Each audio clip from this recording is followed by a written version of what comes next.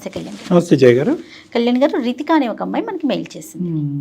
పిల్లలు ఎట్లా ఉన్నారంటే తాత్కాలిక ఆనందం కోసం దాని పర్యవసనాలు ఎలా అయినా ఏం జరిగినా సంబంధం లేదు, తర్వాత సంగతి తర్వాత, ఇప్పుడు హ్యాపీగా ఉన్నామా లేదా, దీనివల్ల మన జీవితం ఏమవుతుంది అస్సలు ఆలోచించట్లేదండి. పక్కవారి జీవితం ఏమవుతుంది, ఈ క్షణాన మనసుకి ఏది తోస్తే అది చేసి చూపిస్తున్నారండి.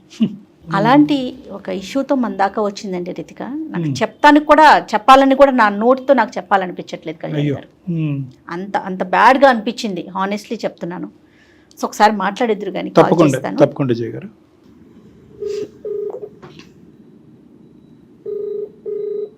హలో హలో రితిక గారమ్మా, నేను జయాని, సుమన్ టీవీ అందమైన జీవితం ప్రోగ్రామ్ నుంచి కాల్ చేస్తున్నాను. మేడం మీరా? థ్యాంక్ యూ మేడం, చాలా thank you so much phone చేసినందుకు. ఓకే అమ్మా, నాతో పాటు డాక్టర్ కళ్యాణ్ చక్రవర్తి గారు ఉన్నారు. మీరు మెయిల్లో ఏదైతే అంశాన్ని పెట్టారో అది పూర్తిగా ఎలాంటి అబద్ధం లేకుండా క్లియర్గా ఒకసారి డాక్టర్ గారికి చెప్పండి. Okay madam, right. అమ్మ రితిక, నమస్తే సార్. చెప్పమ్మా. మా సమస్య ఏంటంటే అది ఎలా చెప్పాలో కూడా తెలియట్లేదు సార్. ఒక చిన్న మిస్టేక్ నా వల్ల జరిగింది. అది మిస్టేక్ కూడా కాదు సార్, నేనే చేశాను, నా చేతుల్లో నేను చేశాను. ఎంతమ్మా నీ వయసు ఎంత? 26. 26. అంటే ఈ మిస్టేక్ ఏంటమ్మా, మీ జీవితంలోనా వేరే వాళ్ళ జీవితంలోనా? లేదు సార్, నేనే వేరే వాళ్ళ జీవితంలోకి వెళ్ళి వాళ్ళ జీవితాన్ని కొంచెం స్పాయిల్ చేయాల్సి వచ్చింది. చెప్పమ్మా, వివరంగా చెప్పు. నేను బెంగళూరులో సాఫ్ట్వేర్ లో వర్క్ చేసేదాన్ని సార్. ఓకేనమ్మా. అక్కడ ఒక అబ్బాయి పరిచయం అయ్యాడు, సతీష్ అని. తనకి ఆల్రెడీ మ్యారేజ్ అయిపోయింది సార్, ఒక పాప కూడా ఉంది. ఆ విషయం నాకు తెలుసు, ముందే అన్ని తెలుసు మీకు? తెలుసు సార్. కానీ పరిచయాలు పెట్టుకుంటారు. ఫస్ట్ ఫ్రెండ్స్ లానే మూవ్ అయ్యాం. తర్వాత ఉండే కొద్ది ఏంటంటే నాకు ఈ సొసైటీని చూసి, ఆ అబ్బాయిని అందరినీ చూసి తన బిహేవియర్ కొంచెం మంచిగా అనిపించింది సార్ నాకు. పెళ్ళైన వ్యక్తి అయినా కూడా? అవును సార్. ఫస్ట్ నేను ఫ్రెండ్ అని అనుకున్నాను, కానీ అది తెలియకుండానే తన మీద అది ఇష్టం చాలా ఎక్కువైపోయింది సార్. తెలియకుండా ఎందుకు అవుతుందిలే అమ్మా, తెలిసే అయ్యి ఉంటది. ఇష్టం అంటే ఇష్టం అంటే ఇంకా తను లేకపోతే నేను ఉండలేనేమో అన్నంత పీక్స్ కి వెళ్ళిపోయింది సార్. అది నీకు ఇష్టం, అతనికి కష్టమా? ఇద్దరికి ఇష్టమేనా? నాకే ఇష్టం సార్. నేను చెప్పాను తనకి, లేదు నాకు పెళ్లి అయిపోయింది, నాకు పాప ఉన్నది, నా లైఫ్ వేరని తను నాకు చెప్పాడు. కానీ నేను తీసుకోలేకపోయాను సార్. తను లేకపోతే ఇంకా నేను ఉండలేనంత స్టేజ్ కి నేను వెళ్ళిపోయాను. అంటే ఉండలేకపోతే ఏంటమ్మా, చచ్చిపోయేంత పనా? అవును సార్. అవునా? అవును సార్. బానే చెప్తున్నావు, పోన్లే నిజాయితీగా చెప్తున్నావు. ఇదంతా వన్ సైడెడ్, నీ సైడే. అవును సార్. నేను తనకు ఒక రోజు చెప్పేశాను సార్, నువ్వు అంటే చాలా ఇష్టం, అది అందరు అబ్బాయిల మీద రావట్లేదు, నీ మీద చాలా ఇదిగా వస్తుంది నాకు, నువ్వు లేకపోతే నేను ఉండలేకపోతున్నాను. ఇట్లా చెప్పిన దగ్గర నుండి తను అవాయిడ్ చేయడం స్టార్ట్ చేశాడు సార్ నన్ను.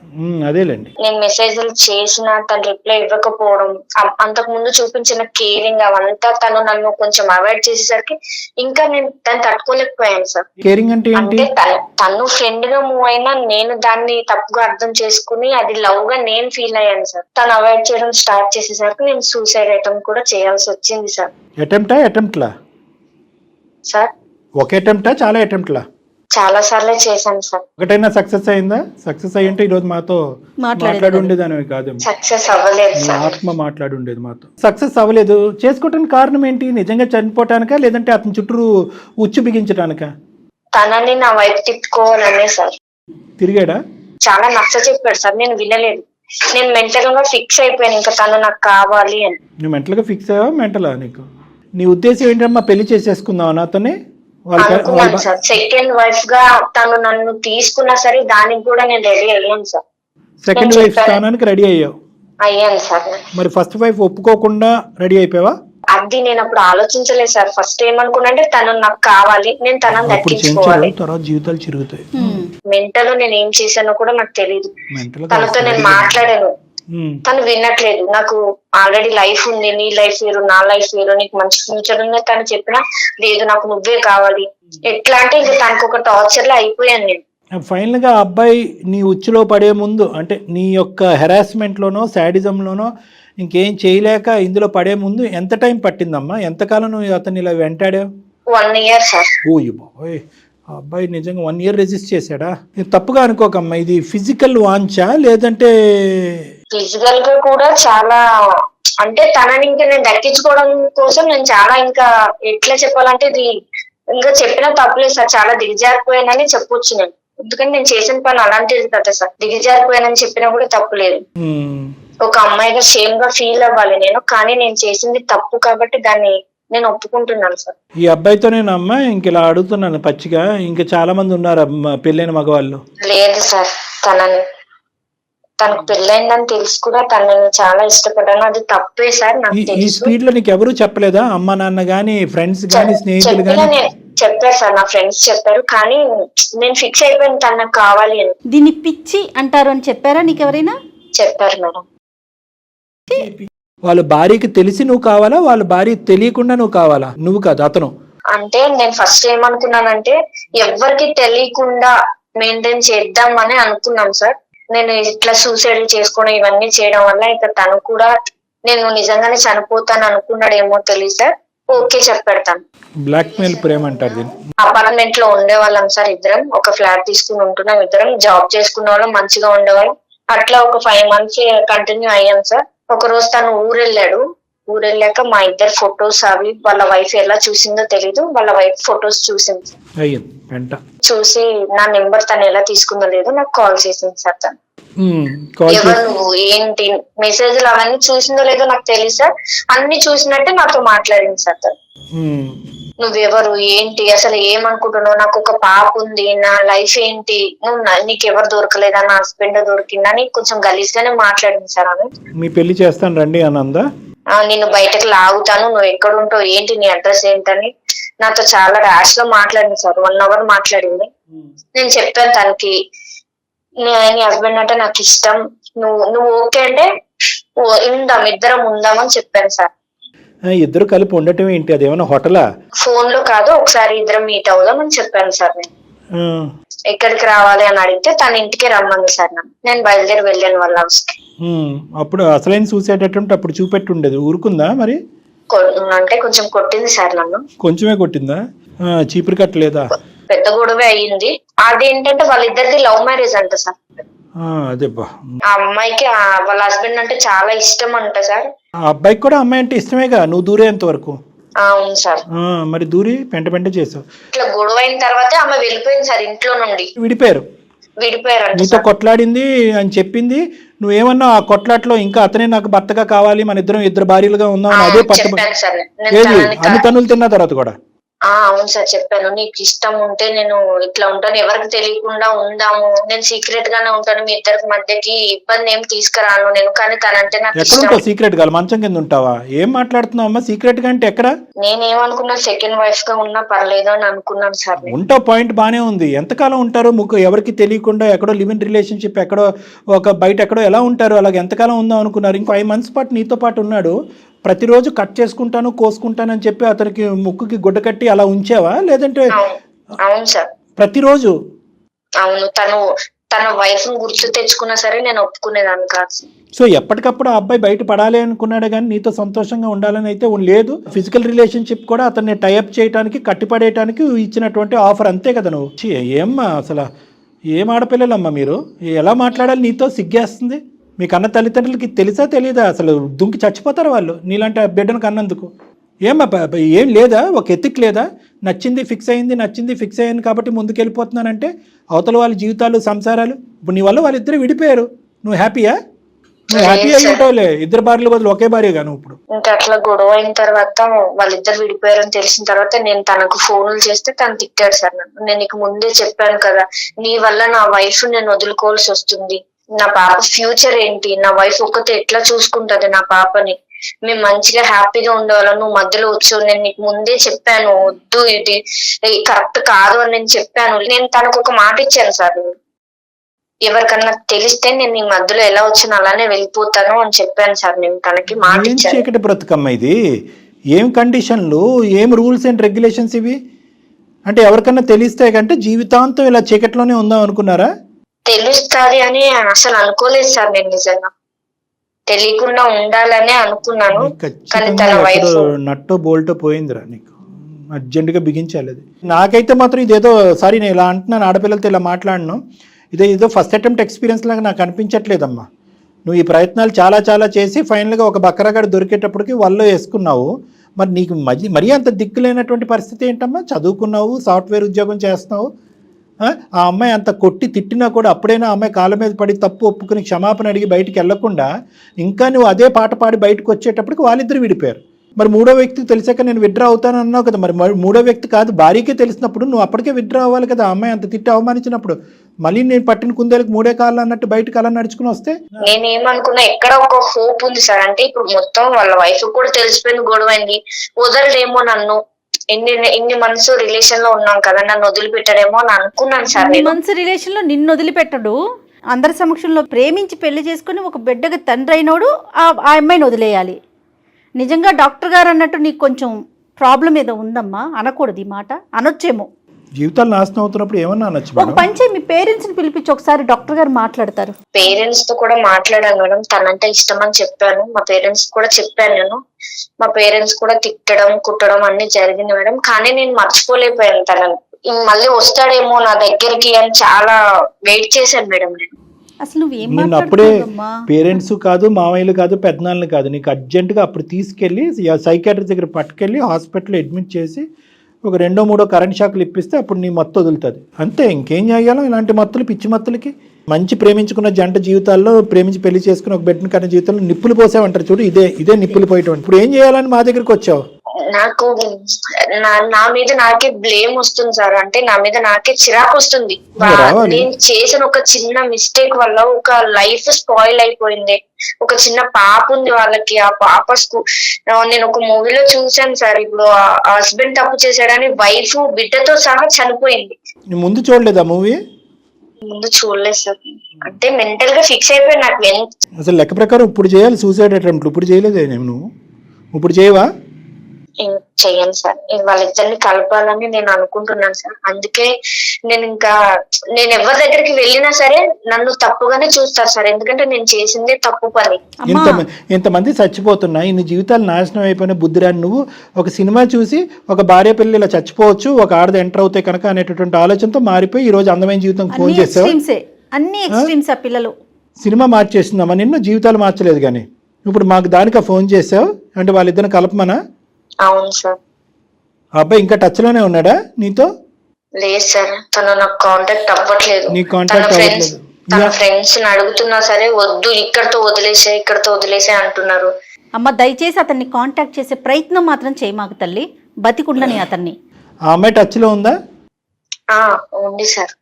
అమ్మాయి చెప్పిందా అతని పరిస్థితి ఏంటి, ఎక్కడ ఉంటున్నాడని? ఈ అమ్మాయి లేదు, చెప్పట్లేదు. నువ్వు వచ్చావు కదా మధ్యలో, నువ్వే ఉండు. నన్ను అంత ఇష్టపడి కూడా నన్ను కాదని నీ దగ్గరకు వచ్చాడంటే తనని నేను ఎలా నమ్మాలి?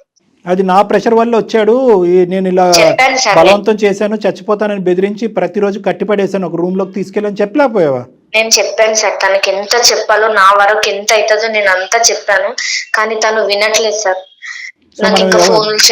కాదు, ఇప్పుడు నీ లెక్క ప్రకారం మనం ఎవరితో మాట్లాడాలి? ఆవిడతో మాట్లాడాలా, అతనితో మాట్లాడాలా? తననే ఫస్ట్ కాంప్రమైజ్ చేయాలనుకుంటున్నాను సార్. నా వల్ల అవ్వట్లేదు. ఎక్కడో చిన్న హోప్, అందమైన జీవితం వల్ల మీ వల్ల ఏమన్నా అవుతుందేమో, నెక్స్ట్ ఇంకెవ్వరు కూడా నాలాగా ఇట్లా అవ్వకూడదని ఒక చిన్న హోప్ తో నేను మీకు మెయిల్ పెట్టాను సార్. ఇంత మాట్లాడినా కూడా ఇప్పుడు నువ్వు మాట్లాడేటటువంటి సానుభూతి ఉంది చూడు, సార్ నా వల్ల తప్పు జరిగింది, నేను పాపం చేశాను, ఇది నిజంగా నీలో వచ్చిన మార్పా, లేదంటే ఇక్కడతో ఇది అయిపోయింది కాబట్టి ఇంకొక హనీ ట్రాప్ ఎక్కడన్నా ఉంటుందా? వీటిని హనీ ట్రాప్స్ అంటారు. మరి ఇంకోటి ఏమన్నా ఉందా? లేదు సార్, ఇట్లాంటిది ఏమి లేదు. మరి ఏంటి ఈ అబ్బాయిలో ఉన్న అంత గొప్ప ప్రత్యేకత? వాళ్ళ జిగురులాగా అంటుకుని కూర్చున్నావు, ఫెవికాల్ లాగా. ప్రత్యేకత అంటే నేను ఇప్పటి వరకు చూసిన అబ్బాయిలో, నేను ఇన్ని సంవత్సరాలు చదువుకున్నాను, జాబ్ చేస్తున్నాను. నేను జాబ్ చేస్తూ కూడా 3 years అవుతుంది సార్. ఈ 3 years లో కూడా నాకు తినంత జెన్యున్ గా నాకు ఏ అబ్బాయి అనిపించలేదు సార్. ఇంకే అబ్బాయి అనిపించలేదు. 3 years లో ఒకటి కనిపించాడు, ఇంకో 5 years లో ఇలాంటి వాడు ఇంకోటి కనిపించాడు. ఏంటి అనే నా భయం. లేదు కాదు, ఇది కాదు, నువ్వు చేయవలసింది, ఆలోచించవలసింది ఏంటంటే మనసుకి ఏదో నచ్చింది కాబట్టి మైండ్ వాడేయటం మర్చిపోకూడదు. కాదు డాక్టర్ గారు, కళ్ళెళ్ళిన ప్రతి చోటకి నువ్వు వెళ్ళిపోతావా? అదే కదా అమ్మాయి చేసింది. నీ మనసు వేరో, నీ ఆలోచన వేరో, నీ చదువు వేరో, నీ జీవితం వేరో. నీ మైండ్ ఒక్కసారి ఆలోచించడం అనేది నేర్చుకో. పరిణామాలు సార్, నాకు ఈ 3 years లో కూడా నా వెంట చాలా మంది అబ్బాయిలే పడ్డారు. కానీ నాకు తిను నచ్చినంతగా నాకు ఎవరు నచ్చలేదు సార్. తన కేరింగ్ కానీ, తన జెన్యూన్, నీ సైకలాజికల్ ప్యాటర్న్ లో ఒక ప్రముఖమైనటువంటి, ఒక ప్రత్యేకమైనటువంటి ప్రాబ్లం ఉంది. ఎవరైతే ప్రత్యేకంగా వచ్చి నిన్ను నో అంటారో వాళ్ళకి నువ్వు కనెక్ట్ అవుతావు. నీకు ఎస్ అనేటటువంటి వాళ్ళు, నీ వెంటబడేటటువంటి వాళ్ళు నీకు కనిపించరు. ప్రత్యేకంగా పెళ్ళైనటువంటి వాళ్ళు అయ్యి ఉండాలి, వాళ్ళకు ఒక బాధ్యతలు ఉండాలి, నీ నువ్వు వాళ్ళ చుట్టూరు 1 సంవత్సరం పాటు తిప్పించుకోవాలి, నువ్వు కోసుకుంటా అన్నా కూడా నీ వైపు ఇష్టం చూపెట్టకూడదు. ఇలాంటి వాళ్ళే నీకు నచ్చుతారు. జాగ్రత్త, నువ్వు చాలా జాగ్రత్తగా ఉండాలి. ఎందుకంటే కనుక నిన్ను నచ్చి నీ అంటూ వచ్చే వాళ్ళ గురించి మనకు సమస్య లేదు, కానీ నీకు నో చెప్పేవాడు దొరికాడంటే వాడు చచ్చినట్టే. కాబట్టి మా భయం ఏంటంటే నీకు ఇప్పుడు ఆ అమ్మాయితో మాట్లాడటం, వాళ్ళని కలపటం ఒక ఎత్తు అయితే కనుక పూర్తి స్థాయి పరివర్తన కౌన్సిలింగ్ నీ లోపల తీసుకురావడం కూడా ఒక ఇంపార్టెంట్ ఇష్యూ. దాని పరంగా కూడా నిన్ను ఒక సైకియాట్రిస్టో సైకాలజిస్ట్కో రెఫర్ చేసుకుని ఆ పుణ్యం కట్టుకోవాలి, సమాజానికి పుణ్యం కట్టుకోవాలి. మేము ఇంకెంతకంటే పచ్చిగా నేనేం మాట్లాడలేను. నీకు ఇప్పుడు వచ్చినటువంటి ఈ తూతూ మంత్రం బుద్ధి నాకేదో వచ్చేస్తుందని అనిపించట్లేదు, ఎందుకంటే సినిమా చూసాక కనువిప్పు కలిగిందని నువ్వు అంటే నా బుర్రపాడైపోతుంది. నేను నిజంగా పశ్చాత్తాప పడుతున్నాను సార్. నాకు తెలిసింది నా వల్ల ఒక ఫ్యామిలీ ఇదైపోయింది, వాళ్ళ పాప ఉంది, వాళ్ళ లైఫ్ స్పాయిల్ అయిపోయింది సార్. నాకు నిజంగా తెలిసి వచ్చింది సార్. అంటారు కదా అంతా అయిపోయిన తర్వాత ఏడ్చి ఏం లాభం అని, నాది ఇప్పుడు అదే సిచ్యువేషన్ వచ్చింది సార్. మొత్తం అంతా జరిగిపోయింది. ఇప్పుడు నేనేం కోరుకుంటున్నానంటే సార్, నా వల్ల వాళ్ళ ఫ్యామిలీ ఇదైపోకూడదు సార్. వాళ్ళని కలపండి సార్ ప్లీజ్. నేను కోరుకుంటుంది అదే సార్. వాళ్ళు కలపటం ఒక ఎత్తు అయితే కనుక నీ కండిషన్ గురించి కూడా మేము వర్రీ అవుతున్నాము. సరే, దాని గురించి తర్వాత ఆలోచిద్దాం. దీని గురించి అయితే కనుక నువ్వు ఈమెయిల్ పంపించు. నిజంగా ఈరోజు ఈమెయిల్ అమ్మా, ఈమెయిల్లో ఉన్న కంటెంట్ వివరించడానికి జయ మేడం చాలా ఇబ్బంది పడ్డారు ఈరోజు. కానీ అటువంటి ఇబ్బందికరమైనటువంటి పరిస్థితి కూడా ఈరోజు నువ్వు బాధితురాలిలాగా మేము ఈ కేసు డీల్ చేయట్లేదు. సర్వసహజంగా మనకు ఫోన్ చేసేటటువంటి వాళ్ళు బాధితులు. ఇక్కడ నువ్వు బాధితురాలి కింద మేము టేకప్ చేయట్లేదు. నువ్వు కోరుకుంటున్నటువంటి వేరే వాళ్ళ యొక్క బాధితులు ఎవరైతే ఉన్నారో వాళ్ళ సిచ్యువేషన్ రెక్టిఫై చేస్తున్నాం, ఆ కుటుంబాన్ని కలపడానికి ఒక ప్రయత్నం చేస్తున్నాం. కానీ దాంతోపాటు నువ్వు మారటం అనేది కూడా చాలా ఇంపార్టెంట్. ఆ విధంగా కూడా నువ్వు ఫ్యూచర్లో కౌన్సిలింగో ట్రీట్మెంట్కో వెళ్తాను అనేది కూడా నువ్వు ప్రామిస్ చేయాలి. ఎవరితో మాట్లాడదామమ్మా? అతనితో మాట్లాడదామా లేకపోతే అమ్మాయితో మాట్లాడదామా? మేడం అక్కతో మాట్లాడదాం. అక్క తర్వాత మళ్ళీ బావతో మాట్లాడతావేమో. వద్దులేమ్మా, చెల్లెళ్ళు వద్దు తల్లి, రిలేషన్స్ వద్దు, అలాంటి కాంటాక్ట్స్ వద్దు. అమ్మాయి పేరేంటి? పద్మ మేడం. పద్మలాగే ఉండను. ఇప్పుడు రిలేషన్షిప్ కలపొద్దు. ఆ రిలేషన్ వద్దు, ఈ రిలేషన్ వద్దు. అసలు వద్దన్నదే అక్క అని. కలపమ్మ, కనెక్ట్ చేయి ఒకసారి. మరి ఓకే, మీకు అర్థమైందా కళ్యాణ్ గారు నేను ఈ మెయిల్ చెప్పలేకపోతున్నానని ఎందుకన్నాను అంటే అందులో ఆ అమ్మాయి వయస్సు, మాట్లాడే తీరు, మెచ్యూరిటీ కాస్త ఏదో ఇబ్బంది ఉన్నట్లుందండి, నాకు అట్లా అనిపించింది. The person you are speaking with has put your call on hold. Please stay on the line. आप जिस व्यक्ति से बात कर रहे हैं. హలో అక్క, నేను రితికాని. రితికనా? నేను అక్క రితికాని, సతీష్ ఎక్స్. ఎందుకు ఫోన్ చేస్తున్నావు నాకు? ఏమవసరం? ఇంకేం చేయాలనుకుంటున్నావు నువ్వు? అసలు నువ్వు మాట్లాడకు. అసలు నాకు ఎందుకు కాల్ చేసినావు నువ్వు? నువ్వు ఫోన్ చేయకని చెప్పినా నేను నీకు. నువ్వు ఎందుకు ఫోన్ చేస్తున్నావు? నేను మళ్ళీ నీ లైఫ్ లోకి రావాలని అనుకోవట్లేదు అక్క. నువ్వు అన్ని చేసినావు, అయిపోయింది. ఇంకా అయిపోయింది. ఇంకేం చేయాలనుకుంటున్నావు? ఇంకేమైనా ఉందా చేసేది? ఇప్పుడు బజార్ లో పడినాం, ఇంకెక్కడైనా పెడతామని చూస్తున్నావా? మీరు నా పాప కోసమైనా నేను కొన్ని రోజులు బ్రతకాలి కదా, అట్లా కూడా బ్రతకనియరా ఇంకా మీరు? అక్క నీ లైఫ్ నా వల్లే స్పాయిల్ అయ్యింది. దాన్ని నేను చెయ్యాలనుకుంటున్నాను. వల్ల నాకు అవసరం లేదు. నాకు అవసరం మీ ఇద్దరిని వదిలేసిన నేను. మీరు లవ్ బర్డ్స్ లెక్క తిరగండి, నాకు అవసరం లేదు. నేను మీ మధ్యలో ఎంటర్ కాను. అర్థం చేసుకుంటున్నావు. ఇవన్నీ చెప్పు నాకు. అందుకే మోసం చేసిల్లా? నాకంత హృదయం లేదమ్మా, నాకంత హృదయం లేదు. అక్క ఒక్కసారి నేను చెప్పేది విన్నాక నువ్వు. అక్కవతే నీకు అక్కవతి ఎవతి అసలు నువ్వు నాకు ఏమనుకుంటున్నావు? ఏమని మాట్లాడుతున్నావు నువ్వు? ఏమన్నా అనాలి నిన్న? అసలు నిన్న చెల్లని నేను అనుకోవాలనుకుంటున్నావు నువ్వేమన్నా? పద్మగారు, అక్కని మానేసి నన్ను పిలవకు. పద్మగారు నమస్తే అండి. సారీ అమ్మా, మీ కాల్ మధ్యలోకి వచ్చాం. మేము మధ్యలోకి రాలేదులేండి, ముందు నుంచే. ఎవరండి? నమస్తే అమ్మా, నా పేరు డాక్టర్ కళ్యాణ్ చక్రవర్తి అమ్మా. మేము అందమైన నమస్తే అమ్మా, సుమన్ టీవీ అందమైన జీవితం అనే కార్యక్రమం ఉంది, మీరు చూసే ఉంటారు. మేము చేయలేదమ్మా. అమ్మ మేము చేయలేదు, దయచేసి మా ఆలోచన అపార్థం చేసుకోకండి. కొద్దిగా ఓపిక 2 నిమిషాలు వింటే మీకు పూర్తిగా అంతా అర్థం అవుతుంది. అప్పుడు నచ్చితే కాల్ ఉంచుదురు కానీ, లేదంటే మాకు చెప్పకుండా కూడా కట్ చేద్దరు కానీ. నువ్వు అసలు మాట్లాడుతున్నావు. ఒక్క నిమిషం రితిక, నువ్వు అక్క అని పిలిచిన, విను అని చెప్పిన, బాగుండండి అని చెప్పిన, ఏదన్నా రామ అంటే బూతులాగా వినిపిస్తుంది అందరికీ. కాబట్టి నువ్వు వచ్చినటువంటి ఉద్దేశం మంచిదైనా కూడా ఈరోజు నిన్ను అక్కడ బ్రేక్స్ వేసి అక్కడ ఆపుతున్నావు. నువ్వు ఏది కూడా కాంట్రిబ్యూట్ చేయడానికి ట్రై చేయొద్దు. ఇది కంప్లీట్గా పద్మగారి ఎరీనాలో ఉన్నటువంటి సబ్జెక్ట్ ఇది. ఆవిడ ఇష్టమైతే ముందుకు వస్తుంది, కష్టమైతే విడ్రా అవుతుంది. నువ్వు దయచేసి బతిమాలి ఇంకా పరిస్థితిని ఇంకా హీనంగా చేసేటటువంటి కార్యక్రమం చేయొద్దు. పద్మగారు, మేము అందమైన జీవితం నుంచి నేను డాక్టర్ కళ్యాణ్ చక్రవర్తి, నాతో పాటు జయ గారు ఉన్నారు, నమస్తే అండి, సీనియర్ హోస్ట్.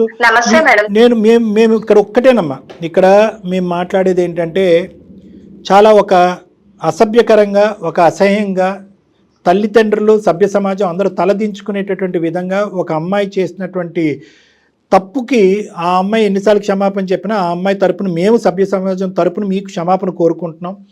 ఎందుకంటే పచ్చగా ఉన్నటువంటి ఒక కాపురం ఈరోజు విచ్ఛిన్నం అయిపోయింది, అతి దారుణమైన పరిస్థితికి వెళ్ళిపోయింది అనేది మేము మనస్ఫూర్తిగా చింతిస్తున్నాం, బాధపడుతున్నాం. తల్లి, జరిగినటువంటి కథ అంతా కూడా మేము ఈ అమ్మాయి మాటల్లో విన్నాం.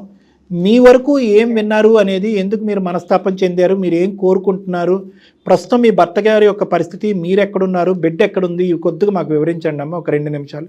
నేను ఒక 2 minutes మాట్లాడతాను. Please, your most. అసలు జరిగింది ఏంటంటే సార్, నేను మా హస్బెండ్ ఇంతకు ముందు ఇక్కడ హైదరాబాద్ లో ఉండేవాళ్ళం సార్. ఇక్కడ మాది లవ్ మ్యారేజ్ సార్. మేమిద్దరం ఒక 1 year వరకు, 1.5 year వరకు లవ్ చేసుకుని పెళ్లి చేసుకున్నాం సార్. పెళ్లి కూడా మా పేరెంట్స్, నేను వాళ్ళు ఒప్పుకోకపోయినా నేను వాళ్ళని ఒప్పించి మరి మ్యారేజ్ చేసుకున్నాను సార్. చేసుకున్నాక మేము బెంగళూరులో వెళ్ళిపోయాం సార్. అక్కడికి షిఫ్ట్ అయిపోయాను. నాకు ప్రెగ్నెన్సీ వల్ల నేను జాబ్ ఆఫ్ చేసాను సార్. కొంచెం నాకు బెడ్ రెస్ట్ వల్ల నేను హైదరాబాద్ కి, ఇక్కడికి మా ప్రాపర్ వచ్చి హైదరాబాద్ సార్. నేను హైదరాబాద్ మా మమ్మీ వాళ్ళ దగ్గరికి వచ్చినాను సార్. డెలివరీ కోసం వచ్చి కొంచెం నాకు హెల్త్ బాగాలేక ఇక్కడికి వచ్చినాను. మా హస్బెండ్ అక్కడే ఉన్నారు. పుట్టింటికి వచ్చాను మేడం.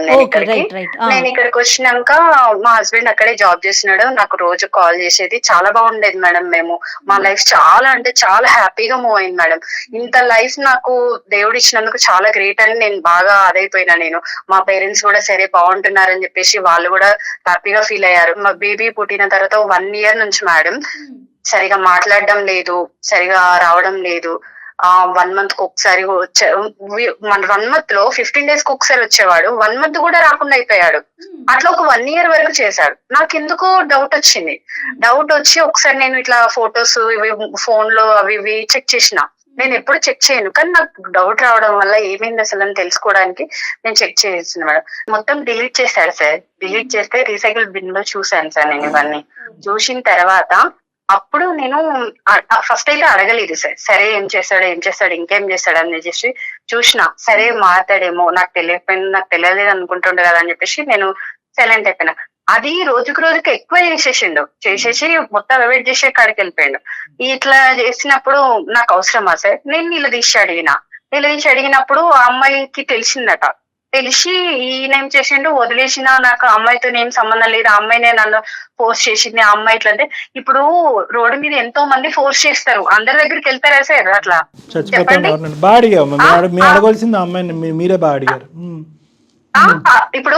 ఇప్పుడు నా లైఫ్ గురించి ఆలోచించాలి కదా. నేను ఆయన నమ్ముకొని వచ్చిన కదా సార్, నా పేరెంట్స్ ని వదులుకొని.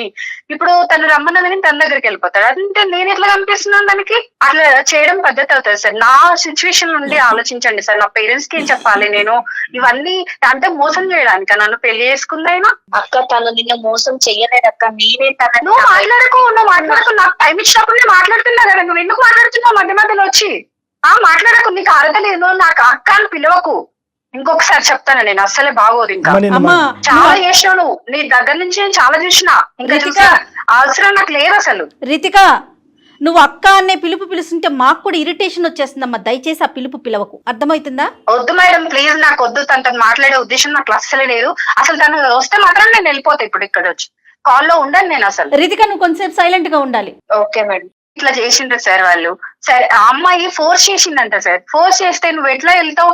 నేను కూడా ఇంకొక అబ్బాయిని చూసుకుంటా సార్. అలాంటి మాటలు ఎందుకులేమ్మా? ఏం సమాధానం చెప్పాలో కూడా మాకు బోధపడట్లేదమ్మా. అంటే అర్థం కావట్లేదు. అంటే సార్ మీరే అట్లా అంటే నా సిచ్యువేషన్ లో ఉండి ఆలోచించండి సార్. ఒక అమ్మాయిగా నేను ఇట్లా నా పాపను పట్టుకొని ఇప్పుడు సార్ నాకు ఇవన్నీ అవసరం లేదు సార్. నా బేబీని నేను పెంచుకోలేనా?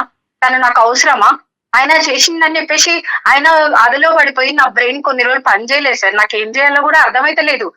నేను పిచ్చిదాన్ని అయిపోయినా. అమ్మ ఇక్కడ ఏంటంటే అమ్మ ఇక్కడ నేను ఇలా చెప్తే మీకు నచ్చదు, మీరున్న హీట్లో మీకు జరిగినటువంటి అన్యాయంకి ఏం చెప్పినా కూడా మీకు అది బ్రెయిన్కి ఎక్కకపోవచ్చు. ప్లస్ నెంబర్ 1, నెంబర్ 2 ఏంటంటే మీ స్థానాన్ని మీరు నమ్మి మీరు ఇంటిగ్రిటీకి ఒక ఇంపార్టెన్స్ ఇచ్చారు, వ్యక్తిత్వానికి ఇంపార్టెన్స్ ఇచ్చారు.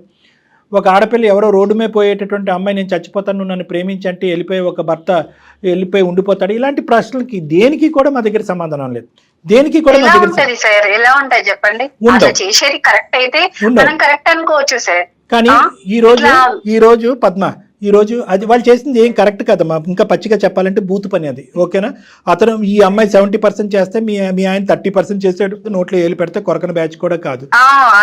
ఇలా ఒక ఆడపిల్ల వచ్చి పరిచయమైనటువంటి కొన్ని రోజులకే ఫ్రెండ్షిప్ రిలేషన్షిప్ అని చెప్పి నా మెడమే కత్తి పెట్టిందే, నాతో పాటు కాపురం చేస్తావా సస్తావా, సీక్రెట్గా 2 భార్యల కింద ఉందాము అని ప్రపోజల్ చేస్తుంది అంటే కనుక అతను గర్జించి అడిగేటటువంటి ధైర్యం లేకపోతే మిమ్మల్ని వచ్చి అడుగుతుంటే కనుక మీరు చీపురు కట్ట తిరగేసి 2 వాయించుండేవారు కదమ్మా. అప్పుడే ఈ అమ్మాయిని సెట్ అయిపోయి ఉండదు మొత్తం అంతా కూడా.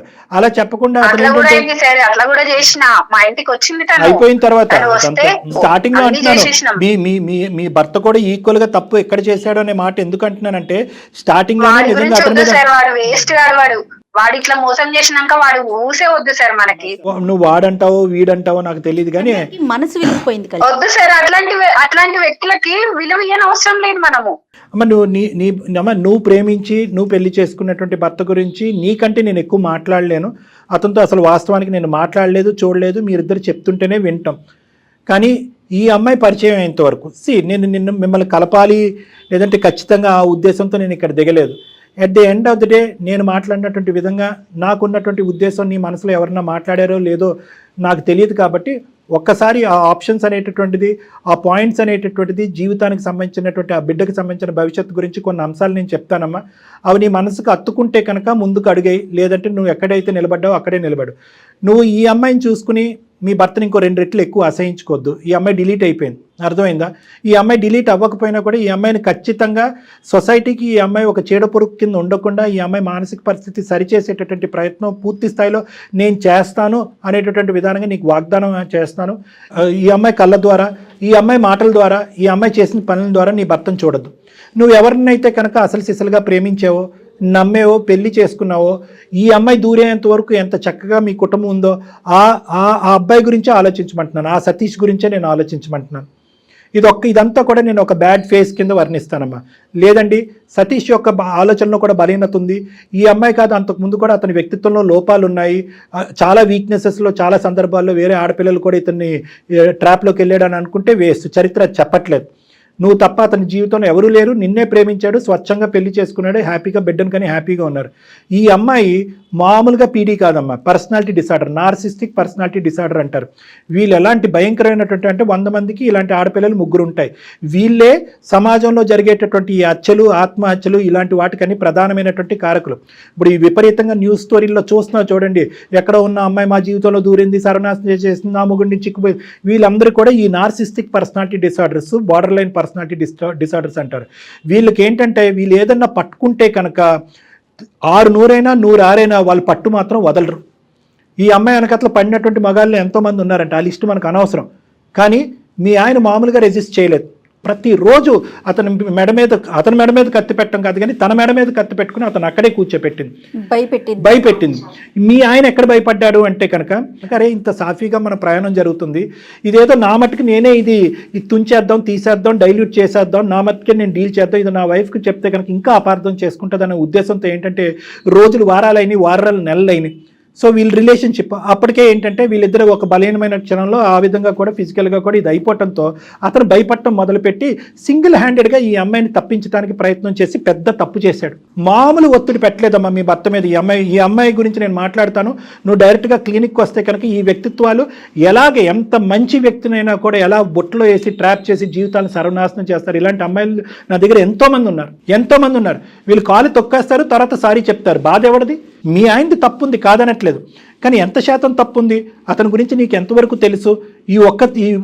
ఇప్పుడు అతని పరిస్థితి ఎలా ఉందో నాకు తెలియదమ్మా. ఈ అమ్మాయి కూడా చెప్పలేకపోతుంది. నీకైనా తెలుసా మీ ఆయన పరిస్థితి ఎలా ఉందో?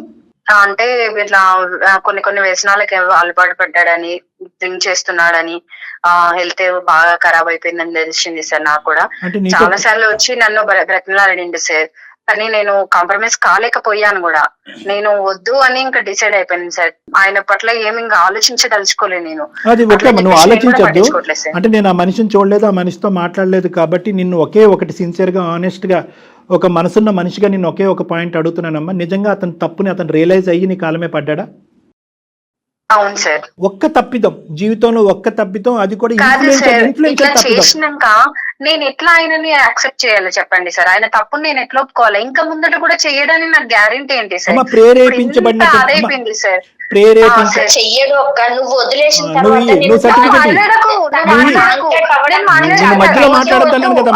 లేదు, నాకు అవసరం లేదమ్మా, ఎవరి గురించి నాకు అవసరం లేదు. విస్తరలో అన్నం అంటే వడ్డించిన తర్వాత నువ్వు వచ్చి తూ అని అంటున్నావు. అమ్మా రితిక, నువ్వు మాట్లాడద్దు. నువ్వు ఇస్తావా సర్టిఫికెట్ మారేడని? వాళ్ళని కలపమంటావా వద్దంటావా? కలపమనే చెప్తున్నా. తన వైఫ్ అంటే చాలా ఇష్టం తనకి, అది నాకు తెలుసు సార్. నువ్వు తెలుసుకొని ఎట్లా చేస్తే బాగుంటదని చేసినావు కదా ఇన్ని రోజులు. తను చూస్తారని నేను ఎక్స్పెక్ట్ చేయలేదు సార్. సర్లే నువ్వు పాత స్టోరీ మళ్ళీ సినిమా తిప్పద్దు కానీ నీ వ్యక్తిత్వం గురించి తర్వాత మాట్లాడుకుందాం. అమ్మ ఈ అమ్మాయితో అసలు జోక్యం లేదమ్మా. అమ్మ ఈ అమ్మాయి అసలు ప్రస్తావన వద్దు. మీ ఆయన మారేడా లేదా అనేటటువంటిది ఈ అమ్మాయికి ఏం తెలుసు? పిచ్చిమోహం. ఈవిడ ఏదో పట్టుకుని ఏదో ఏలాడుతూ అందరి జీవితాలు నాశనం చేస్తుంది. అమ్మాయితో చాలా పని ఉంది మాకు, తర్వాత చెప్తాను నేను అది. నాకు నీ వరకు మాత్రం నీ భర్త ఈరోజు అతని పరిస్థితి ఏమీ బాగాలేదు అని అంటున్నావు. బిడ్డను బాగా చూసుకునేవాడు, భార్యను బాగా చూసుకునేవాడు. కేవలం ప్రెగ్నెన్సీ టైంలో ఈ అమ్మాయి పెట్టినటువంటి మానసిక పరమైనటువంటి ఇన్ఫ్లుయెన్షియల్ బ్లాక్మెయిల్ ఒత్తిడి ఇది. ఆ ఒత్తిడికి అతను తలొగ్గి ఒక తప్పు చేశాడు. నువ్వు ఇప్పటికిప్పుడు నువ్వు ఏదో ఒప్పేసుకుని నా మాట మీద గౌరవంతోనో ఇంకోటో ఏదో ముందుకెళ్ళిపోమని నేను అనట్లే. ఒక్కసారి మీరు వస్తే కనుక నేను కూడా అతన్ని ఫోన్ చేసి పిలిపించుకుంటాను నా దగ్గరికి. నా సమక్షంలోనే మీరు మాట్లాడుకోండి. దయచేసి ఈ కాపురం మాత్రం విడిపోవలసినటువంటి కాపురం కాదు. ఇలా అయితే కనుక మీరు కానీ ఈ బేసిస్ మీద విడిపోతే కనుక ఇదే ఎగ్జాంపుల్ తీసుకుని ఇలాంటి ఆడపిల్లలు చాలామంది ఉన్నారు సమాజంలో. ఈ మొత్తం ప్లాట్ఫామ్ని, ఈ ఎపిసోడ్ని వాళ్ళకి కావాల్సినటువంటి విధంగా వాడుకుని అరే ఇలా పొల్ల పెడితే కనుక విడిపోతారనమాట అనేటటువంటిది ఎగ్జాంపుల్ కింద తీసుకుని ముందుకెళ్తారమ్మా. మీరిద్దరు భార్యాభర్తలు మీ ప్రేమ నిజమైంది అనేటటువంటిది ప్రూవ్ చేసుకోవాలి. ఆ పిల్లకి ఒక చక్కటి తల్లిదండ్రుల కింద మారి ముందుకెళ్తాం అనేటటువంటి ఆలోచనతో ముందుకెళ్ళాలి. దానికి మీ ఇద్దరిని కలపడానికి ఏ వంతు ప్రయత్నం చేయమన్నా నా వంతు ప్రయత్నం చేస్తాను. ఏ స్థాయి వరకైనా వెళ్తాం. మార్పు రాకపోతే మీ ఆయన కూడా మొండిగా వ్యవహరించి ఏమీ రియలైజ్ కానటువంటి మాట్లాడండి సార్. మరి మాట్లాడండి, ఫస్ట్ మీరు తనతో మాట్లాడండి సార్. తర్వాత నేను ఆలోచిస్తాను సార్. నేను కూడా వెరీ గుడ్ అమ్మా, వెరీ గుడ్. అట్లీస్ట్ నాకు ఆ చిన్నపాటి అవకాశం ఇచ్చావు కదా, నేను దూరిపోతాను. నేను అనేది ఏంటంటే అతనికి ఫోన్ చేస్తాను, అతనికి ఫోన్ చేసి నా క్లినిక్ పిలిపించుకుని నేను మాట్లాడతాను. నేను ఫోన్ చేసినప్పుడు ఒక 2-3 సార్లు అతనితో మాట్లాడిన తర్వాత నువ్వు వద్ది కానీ ఇద్దరు ఎదురు కూర్చొని మాట్లాడుకుందాం. మీరిద్దరు ఏమనుకుంటే అదే ఫైనల్గా నేను ఏకీభవిస్తాను. నా నమ్మకం నాకు ఉంది కానీ final decision is up to both of you. సరే సార్, నేనైతే కాంప్రమైజ్ అవ్వలేను సార్. మీరు చెప్తున్నారు కాబట్టి మీరు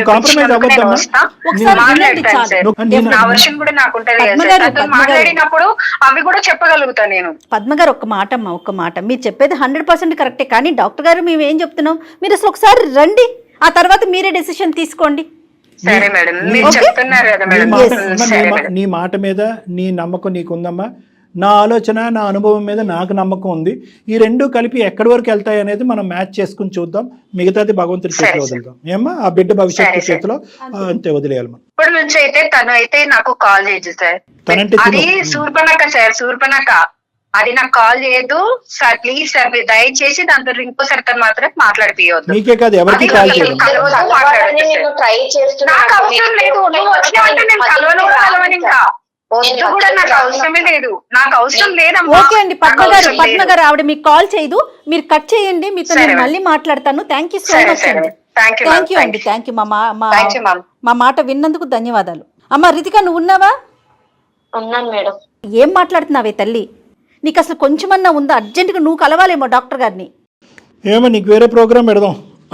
ఒక్కసారి ఈ అమ్మాయిని చూడాలండి డాక్టర్ గారు మీరు ఫస్ట్. అమ్మ నీ స్థానం ఏంటనేది నీకు అర్థమైంది కదా రితిక. నువ్వు ఎక్కడ నిలబడాలో అక్కడ నిలబడాలి. మార్పు అనేటటువంటిది రావాలి. మీ తల్లిదండ్రుల సమక్షంలో నీకు కూడా నేను తీసుకొచ్చి కౌన్సిలింగ్ చేయించాలి. వాళ్ళని కూడా నిన్ను కొద్ది గ్రిప్లో పెట్టుకోవాలి. నిన్న ఇలా అయితే మాత్రం ఒంటరిగా ఉండకూడదు. నువ్వు ఏ ఊరు వెళ్తే ఆ ఊరికి మీ తల్లిదండ్రులు కూడా వెళ్ళాలి. అక్కడ ఏ సైకియాట్రిస్ట్ సైకాలజిస్ట్ ఉంటే వాళ్ళ దగ్గర కౌన్సిలింగ్ చేసుకోవాలి. అర్జెంటుగా నీకు ఒక మగాడిని ఇచ్చి పెళ్లి చేయాలి. ఈ ఎజెండా అంతా నిండేంత వరకు దయచేసి ఈ కౌన్సిలింగ్, ఈ మానిటరింగ్, ఈ సూపర్విజన్ లూప్లోంచి మాత్రం బయటికి రాకమ్మా. నీకు సత్కోటి వందనాలు. తప్పకుండా. నువ్వు ఈరోజు ఏదైనా మంచి పని చేసావు అంటే కనుక ఈ పరిస్థితిని మా వరకు తీసుకొచ్చి వాళ్ళని కలపటం అనేటటువంటి దానికి మేము ధన్యవాదాలు హర్షిస్తున్నాం. ఆ ఒక్కదాని వల్ల మేము చాలా హ్యాపీగా ఫీల్ అవుతున్నాం. ఇది కూడా నువ్వు చేసి ఉండకపోతే కనుక అసలు నిన్ను ఇంకా సమాజం మేము ఇంకెంత చెదిరించుకుని అసహించుకునే వాళ్ళం. తప్పకుండా నువ్వైతే మాత్రం డాక్టర్ గారిని కలవాలమ్మా. Okay madam. అమ్మ దయచేసి నువ్వు మాత్రం వాళ్ళ జీవితాన్ని ఉద్ధరించే కార్యక్రమం ఏం చేయకు, ముందు నీ జీవితం ఏదో నువ్వు చూసుకో. అర్థమవుతోందా? Okay madam. అర్జెంట్ గా డాక్టర్ గారిని కలవండి. మళ్ళీ అది వదిలేసాయి. నీకు దండమే తల్లి, ముందు అసలు వాళ్ళిద్దరిని వదిలే, వాళ్ళ జీవితం వాళ్ళు బతుకుతారు. ముందు నీ గురించి నువ్వు చూసుకో. వాళ్ళిద్దరు కలిస్తే వెళ్ళకపోవడం కాదు కదమ్మా, వాళ్ళు కలవకపోయినా అది నీకు అనవసరం. నువ్వు చెప్పాల్సింది చెప్పే మేము చేసే ప్రయత్నం మేము చేసావు. వాళ్ళిద్దరి దగ్గర నుంచి నువ్వు దూరంగా ఉండు. అన్ని పెళ్ళైన జంటల దగ్గర నుంచి దూరంగా ఉండు. నువ్వు మీ పేరెంట్స్ నెంబర్లు పెట్టి తల్లి నాకైతే. బాయ్ అమ్మా, బాయ్, థ్యాంక్ యూ. అర్జెంటుగా ఈ పిల్లతో కాదు డాక్టర్ గారు మాట్లాడాలి, తల్లిదండ్రులతో మాట్లాడాలండి అమ్మాయికి. ఎందుకంటే మనం ఇంత కోపంగా మాట్లాడినా తన వర్షన్ ఎక్కడ మార్చుకోవట్లేదు. చూసారా, అదేంటి మీరు నన్ను అట్లా అంటున్నారు అన్నట్లా, అంటే తనకి నిజంగా ఏదో ఇబ్బందులోనే ఉంది. చూద్దాం మేడం, ఇది అది రెండు చేద్దాం తప్పకుండా డాక్టర్ గారు. నమస్తే.